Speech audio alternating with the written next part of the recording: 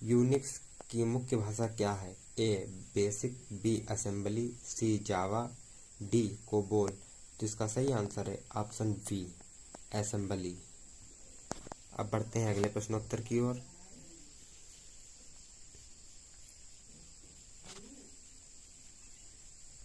अगला प्रश्न है, किसी फॉर्म के सभी ट्रांजैक्शन की एक बार में ग्रुपिंग या प्रोसेसिंग करने को क्या कहते हैं? A batch processing, B real time system, C online system, D database. तो इसका सही आंसर है option B real time system. अब बढ़ते हैं अगले प्रश्नोत्तर की ओर। कंप्यूटर में काम करने के लिए किस सॉफ्टवेयर का प्रयोग किया जाता है? दोस्तों इसका ए ऑप्शन है प्रोग्राम, बी है सिस्टम, सी है पैकेज, डी एप्लीकेशन। तो इसका सही आंसर है ऑप्शन डी एप्लीकेशन। बढ़ते हैं अगले प्रश्नोत्तर की ओर। कौन सा सॉफ्टवेयर कंप्यूटर के हार्डवेयर को नियंत्रित करता है? ए सिस्टम, बी एप्लीकेशन, सी मेमोरी, डी प्रोग्राम। तो इसका सही आंसर है ऑप्शन ए सिस्टम। अब बढ़ते हैं अगले प्रश्नोत्तर की ओर। कंपाइलर कंप्यूटर की किस प्रकार की भाषा है? तो इसका सही आंसर है निम्न स्तरीय भाषा। अब बढ़ते हैं अगले प्रश्नोत्तर की ओर।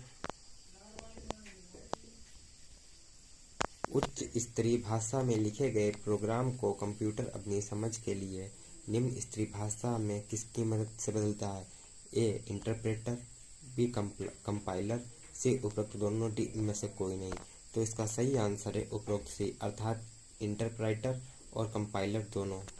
अब बढ़ते हैं अगले प्रश्नोत्तर की ओर। अगला प्रश्न है, कंप्यूटर में सिस्टम सॉफ्टवेयर का सबसे महत्वपूर्ण भाग कौन सा है? ए ऑपरेटिंग सिस्टम, बी इंटरप्रेटर, सी पैकेज, डी कंपाइलर। तो दोस्तों इसका सही आंसर है ऑप्शन ए ऑपरेटिंग सिस्टम। क्या है? Operating system. अब बढ़ते हैं अगले प्रश्न उत्तर की ओर। कंप्यूटर में उपयोग के लिए बाजार में बिकने वाले प्रोग्राम को क्या कहा जाता है? A software program, B software भाषा, C software system, D software package.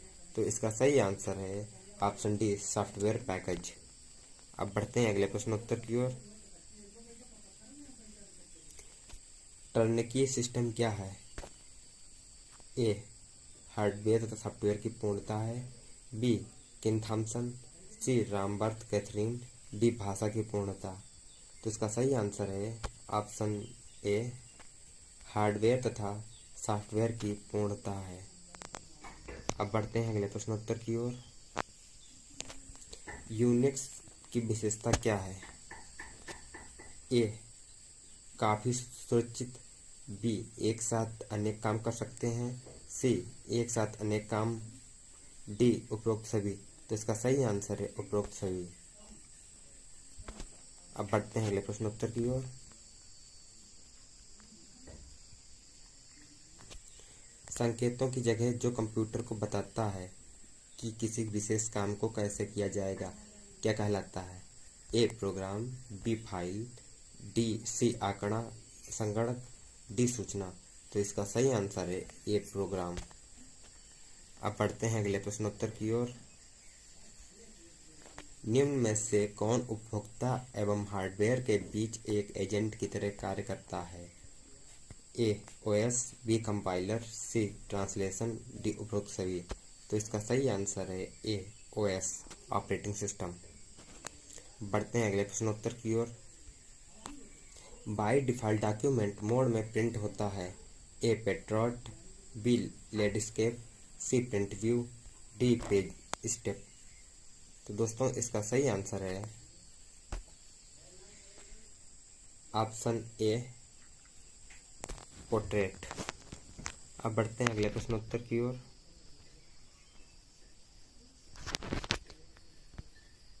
Word processing program में किस प्रकार की फाइल बनाई जा सकती है? तो इसका सही आंसर है ऑप्शन बी डॉक्यूमेंट फाइल। अब बढ़ते हैं अगले प्रश्नोत्तर की ओर।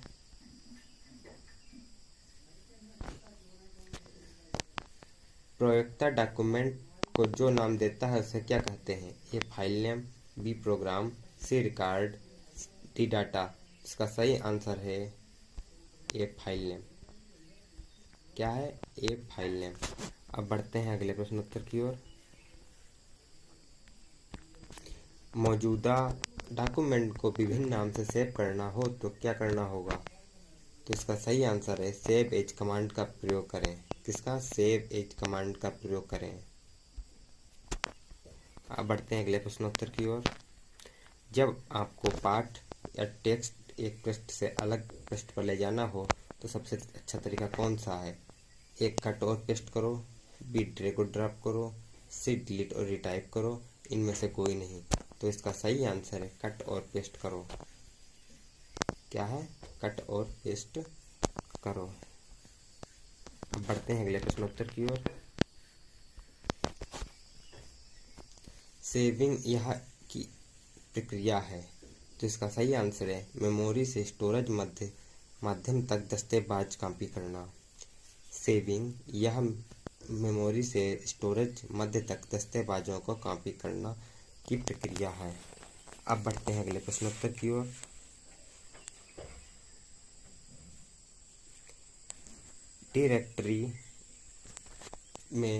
डायरेक्टरी को क्या कहा जाता है?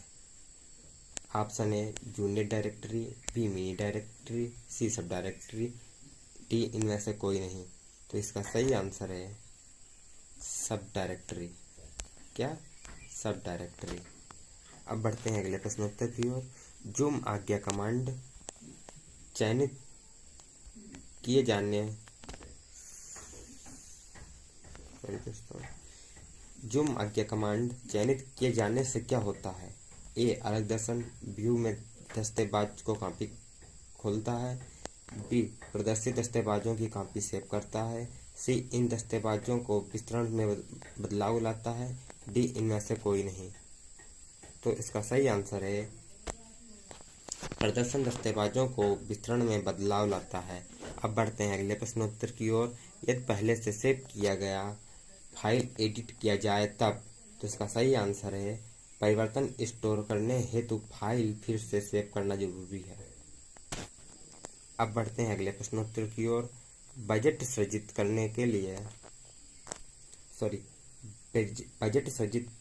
किए जाने हेतु इस्तेमाल किए जाने वाले सॉफ्टवेयर को क्या कहते हैं?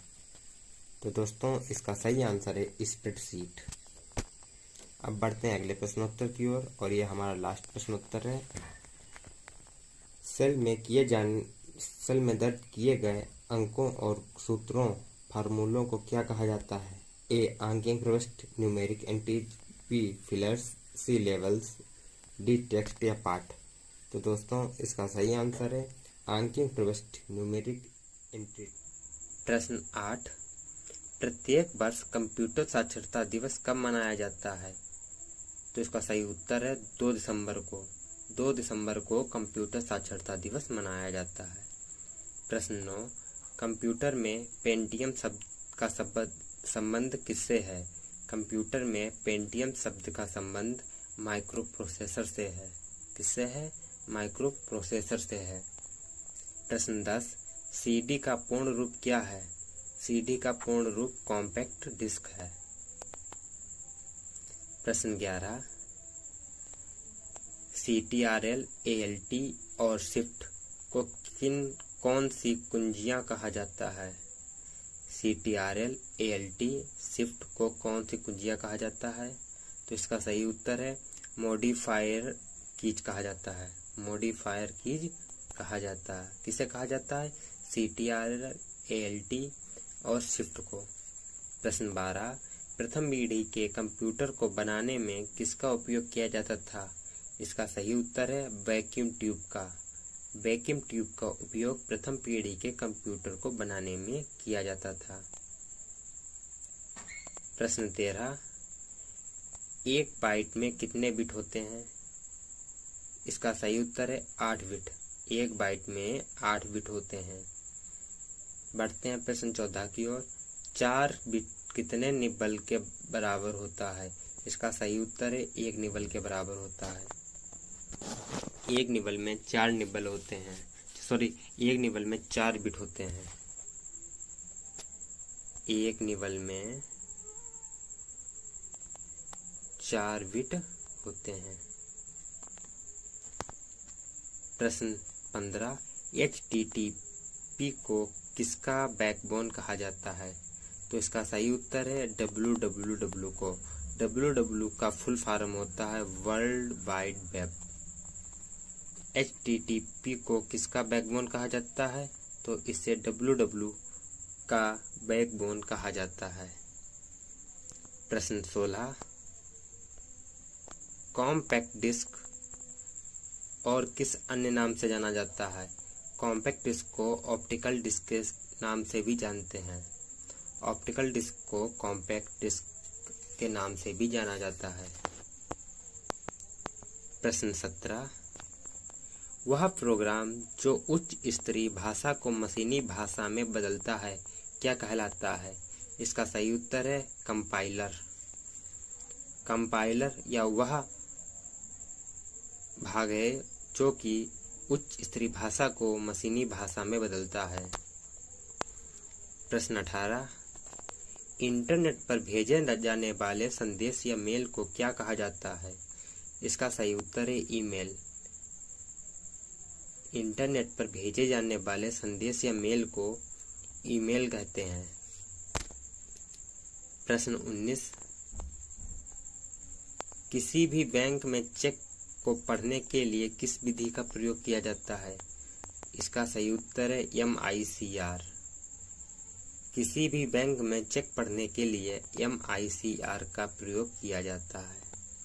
प्रश्न 20, कंप्यूटर के मुख्य सिस्टम बोर्ड को क्या कहा जाता है? तो इसका सही उत्तर है कंप्यूटर के मुख्य सिस्टम को मदरबोर्ड कहा जाता है। प्रश्न 21, डगलस एंगलबर्ट ने कंप्यूटर के किस महत्वपूर्ण भाग की खोज किया था? इसका सही उत्तर है माउस की। प्रश्न 22, डगलस एंगलबर्ट ने माउस की खोज कब किया था? इसका सही उत्तर है 1963 से 64 के मध्य। प्रश्न 23, किसी शब्द को लिखते समय हमारी पोजीशन का पता किससे चलता है? इसका सही उत्तर है ब्लिंकर से। किसी भी शब्द को लिखते समय हमारे पोजीशन का पता ब्लिंकर से पता चलता है। प्रश्न 24, किसी चलते हुए कंप्यूटर या प्रोग्राम का अचानक से बंद हो जाना क्या कहलाता है? तो इसका सही उत्तर है क्रैश हो जाना। किसी चलते हुए कंप्यूटर या प्रोग्राम का अचानक से बंद हो जाना क्रैश होना कहलाता है। प्रश्न 25, किसी भी प्रोग्राम या चित्रीय रूपांतरण क्या कहलाता है? किसी भी प्रोग्राम का चित्रीय रूपांतरण क्या कहलाता है? इसका सही उत्तर है फ्लो चार्ट। फ्लो चार्ट उसे कहते हैं जब किसी प्रोग्राम का चित्रीय रूपांतरण हो जाता है। बढ़ते हैं प्रश्न 26 की ओर। पहला माइक्रोसॉफ्ट ऑपरेटिंग सिस्टम कौन सा था? तो इसका सही उत्तर है MS-DOS। पहला माइक्रोसॉफ्ट ऑपरेटिंग सिस्टम कौन सा था? तो इसका सही उत्तर है MS-DOS। प्रश्न 27, कंप्यूटर में क्या नहीं होने पर कंप्यूटर को बूट नहीं किया जा सकता? दोस्तों, यह प्रश्न बहुत ही महत्वपूर्ण है। कंप्यूटर में क्या नहीं होने पर कंप्यूटर को बूट नहीं किया जा सकता है? तो इसका सही उत्तर है ऑपरेटिंग सिस्टम।